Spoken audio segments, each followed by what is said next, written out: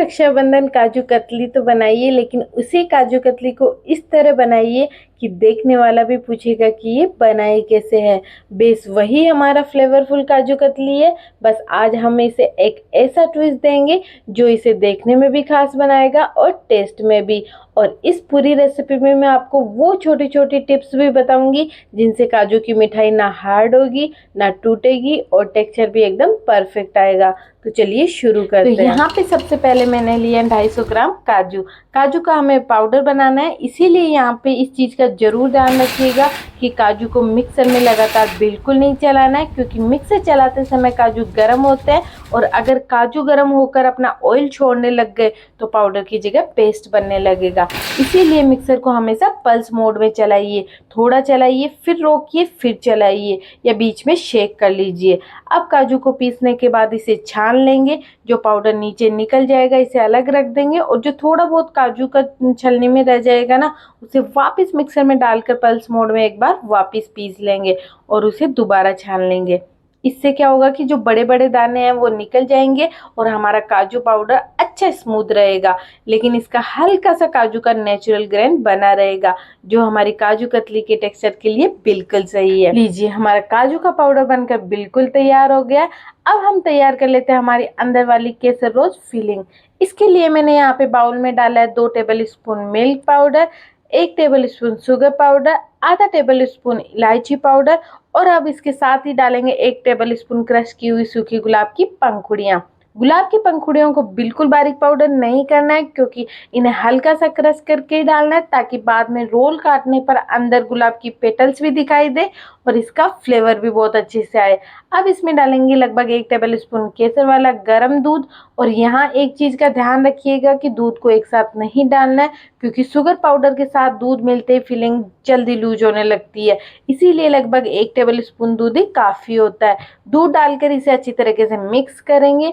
हमें फिलिंग ऐसी चाहिए जो क्रीमी और स्मूथ रहे, लेकिन बहुत ज़्यादा लूज ना हो, ताकि रोल करते समय फिलिंग बाहर ना निकले। अब बनाएंगे हमारी काजू कतली का बेस। इसके लिए मैंने कढ़ाई में लिया 250 ग्राम चीनी। आप चाहो तो अपने टेस्ट के हिसाब से मिठास को कम ज़्यादा कर सकते हैं। अब इसमें डालेंगे 125 ml पानी और चीनी को अच्छी तरह से डिजोल्व होने देंगे। यहाँ हमें बहुत ज़्यादा थिक चाशनी नहीं बनानी है, बस चीनी पानी में अच्छी तरह से डिजोल्व हो जाए और हल्की सी सिरप कंसिस्टेंसी आ जाए, इतना ही काफ़ी है। अब गैस को लो टू मीडियम रखेंगे और इसमें धीरे धीरे हमारा तैयार किया हुआ काजू का पाउडर डालेंगे। काजू डालते ही लगातार चलाते रहना है ताकि मिक्सर नीचे नहीं लगे। शुरुआत में मिक्सर थोड़ा लूज लगेगा, फिर धीरे धीरे थिक होने लगेगा और एक साथ आने लगेगा। जैसे ही मिक्सर कढ़ाई में साइड्स छोड़ने लग जाए और डो जैसी कंसिस्टेंसी बनने लगे ना, समझिए हमारा मिक्सर बिल्कुल रेडी है। या फिर आप हाथ में लेके भी ऐसे देख सकते हैं कि जैसे ही ये हाथ में बिल्कुल नहीं चिपकेगा और एक साथ आने लग जाएगा, इसका मतलब हमारा मिक्सर बिल्कुल रेडी है। और यहाँ इम्पोर्टेंट बात ये है कि मिक्सर को ओवर कुक बिल्कुल नहीं करना है। अगर आपने सोचा कि थोड़ा और पकाने पे डो अच्छा लगे बनेगा, तो यह आपकी मिठाई को हार्ड कर सकता है। काजू की मिठाई में थोड़ा कम पकाना ज़्यादा अच्छा होता है, क्योंकि बाद में थोड़ा ठंडा होने पर यह अपने आप फर्म होती है। तो जैसे ही मिक्सर एक साथ आने लगे, गैस बंद कर देंगे। अब इसे थोड़ा ठंडा होने देंगे। बहुत गर्म मिक्सर को हाथ से गूंदने की गलती बिल्कुल भी मत कीजिएगा। जब ये हल्का वार्म रह जाए ना, तब इसे हाथ से अच्छी तरीके से स्मूथ करेंगे। हमें एकदम सॉफ्ट, स्मूथ और पीलेबल डो चाहिए। लीजिए, हमारा काजू का डो बनकर बिल्कुल तैयार हो गया है। इसे बटर पेपर के बीच रख के धीरे धीरे बेल लेंगे।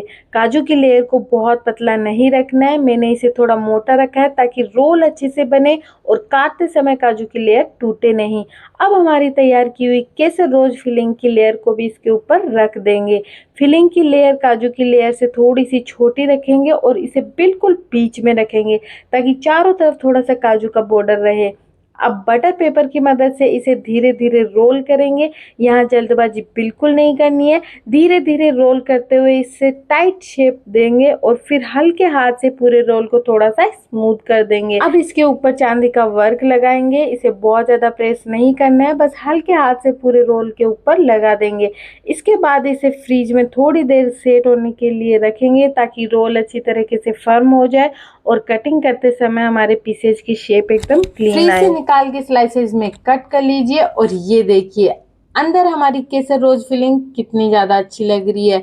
और आप मानोगे नहीं कि इसका टेस्ट इतना लाजवाब आया ना कि आप मार्केट से कभी काजू की कतली खरीदोगे ही नहीं। अगर आपको मेरी ये केसर रोज काजू रोल की रेसिपी पसंद आई हो तो वीडियो को लाइक कर लीजिए और सेव कर लीजिए, ताकि रक्षाबंधन में बनाते समय रेसिपी आसानी से मिल जाए।